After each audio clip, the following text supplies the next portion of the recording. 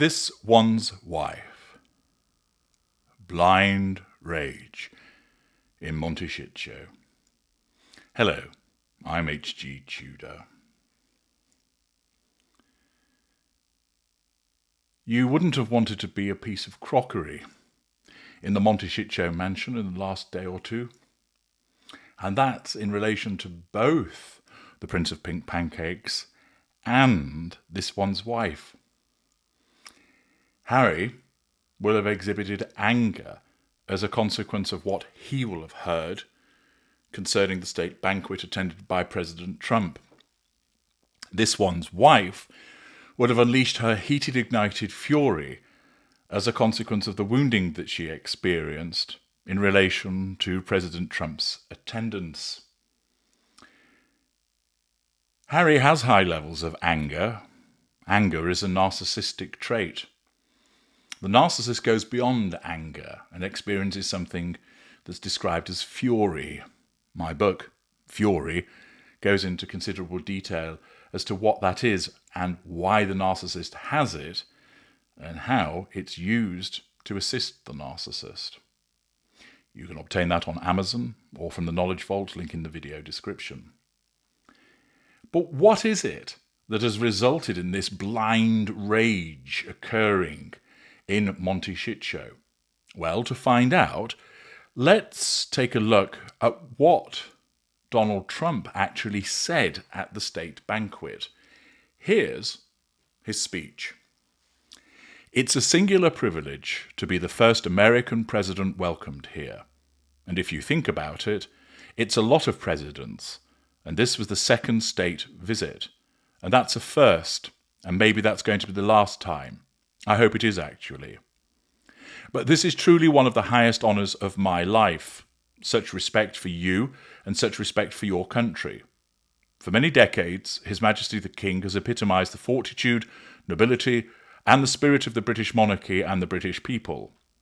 He's dedicated himself to preserving the glory and unique character of this kingdom, restoring life to the rivers and streams, supporting the work of its artists and composers, planting trees and gardens in its countryside. And I just visited one of the most beautiful I've ever seen that you just completed, and protecting the architectural integrity of cities, villages, and towns. Pausing there, naturally, narcissist that he is, Trump is going to kick off talking about himself and then lays on some flattery in order to assert control over the king, who will naturally gratefully receive it. The speech continued thus. He has uplifted the poor, cared for rural farmers, and tended to wounded veterans like nobody else. Ooh, there's a dig there. It's a subtle one, but it'll be a dig at the Prince of Pink Pancakes, referencing the fact that the king has tended to wounded veterans like nobody else. But hang on a second, isn't that the Prince of Pink Pancakes gig through Invictus? And accordingly, that will have angered Harry, and he's quick to anger as a consequence of that strong narcissistic trait of anger. We know that Trump thinks very poorly of both the Prince of Pink Pancakes and his handler, and it shows in what he has to say. I'll tell you, he continued, that I just stood in line and shook about 150 hands, and the king knew every single person and every single company. And some of them had bad names like XYZQ3, and he knew every one of them. Or at least I think he did, because nobody was complaining. I was very impressed with that. But I just want to say that His Majesty has also raised a remarkable son in His Royal Highness Prince of Wales. Really amazing. We've gotten to know you, and I think you're going to have an unbelievable success in future. Naturally, no mention of Harry. Now, on the one hand, you could well think, well, why would he mention Harry? He's not in attendance at the banquet. But he could make reference to him, but he doesn't. And all praise is on William, which of course will anger Harry as a consequence of his narcissistic trait of envy. After all, he got worked up about William having an extra sausage, the fact that Trump is praising his brother by calling him remarkable and that he's going to have an unbelievable success, that he's really amazing, all of that is going to rankle with the Prince of Pink Pancakes. And it will also in relation to this one's wife for two reasons. The first is Trump isn't talking in such glowing terms about her husband. And naturally, her husband is an extension of her. And she would want such things to be said about her husband because he belongs to her. Furthermore, it rankles, and this is where the contradictory nature of the narcissist appears, but it's done because of the compartmentalization. In one instance, this one's wife is infuriated by the fact that her husband isn't being praised, and then in the next, she's infuriated by the fact that she believes she ought to be the one with William. You might think to yourself, well, you've got to pick one or the other. If you're upset about your husband not being mentioned, you can't very well then say, well, I should be with William, or the other way around. Well, a narcissist can, because the narcissist, by their very nature, aided by compartmentalization and the necessity of operating in the moment, means that they can face all ways at once. Trump continued, Melania and I are delighted to visit again with Prince William and to see Her Royal Highness Princess Catherine, so radiant and so healthy and so beautiful. It's really a great honour. Thank you. Did you hear that explosion over there in Montecito? I'm sure you did. After all, the nemesis has just been praised as being radiant and healthy and beautiful. Naturally, no mention of this once wife, which wounds her.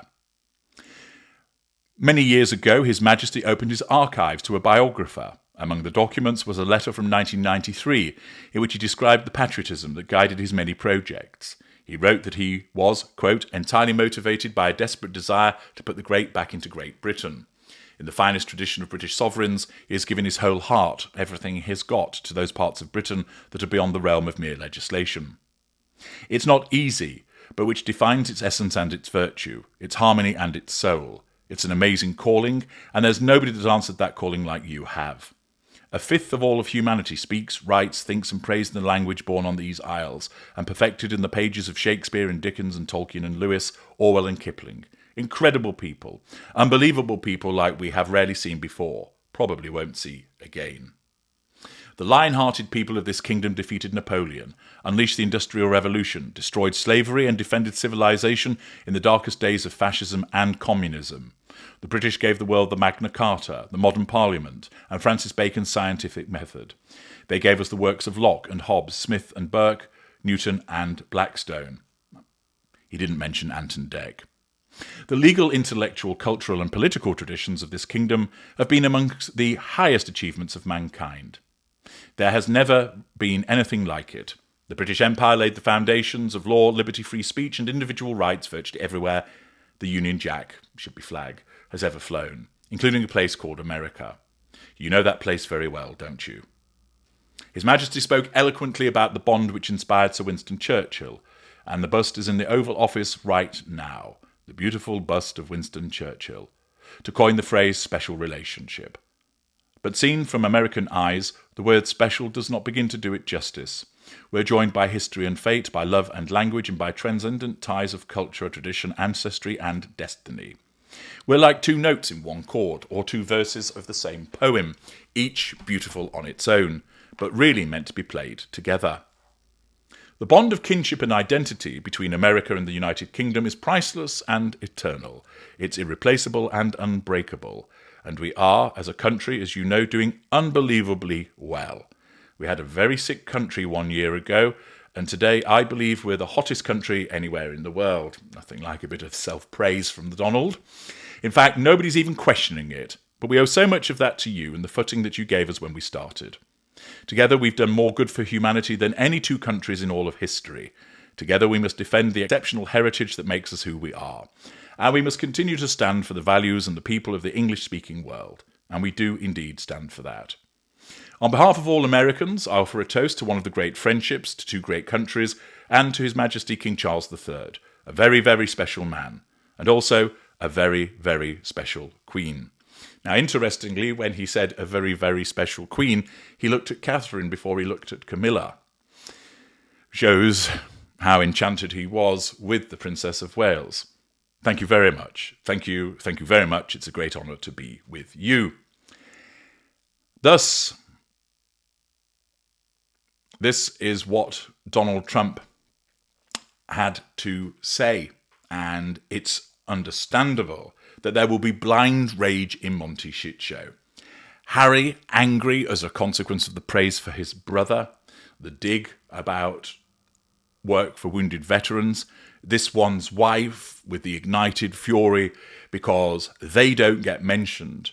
Now, why would they be mentioned? They're not at the banquet, they're not working members of the royal family, but remember, her sense of entitlement through her narcissism causes her to believe that the universe revolves around her. Common sense dictates you wouldn't be mentioned, but that's irrelevant in the world of the narcissist.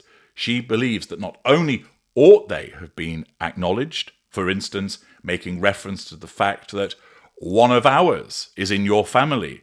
We have an American who joined the royal family in your daughter-in-law. No, you would think there was the possibility to weave her in some way, but naturally Trump decided not to because he doesn't like her, and he's not going to bother talking about somebody that is no longer involved in the royal family and indeed is seen as a problem. Accordingly, high praise for William and Catherine, which will irritate Harry and infuriate this one's wife. No mention for either Harry or this one's wife, even though there might have been the possibility of doing so. And the result is blind rage in Montecito at both the omission and the praise for the one that got away and the nemesis. I'm H.G. Tudor. Thank you for listening. One's wife, which again will annoy and infuriate them. Irrespective of the common sense view, it doesn't matter. This one's wife believes she should always be referenced, and the failure to do so means once again that there's that heated, ignited fury and blind rage in Montecito. I'll leave you with two images which sum up the position now of the Sussexes.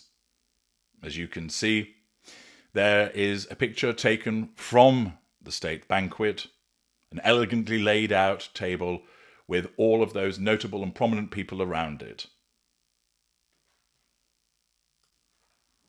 And here is the kind of banquet that the Sussexes attend these days on one of their faux royal tours. With Harry sat at the kiddies' table, it is a stark contrast between what they could have had and what they now have.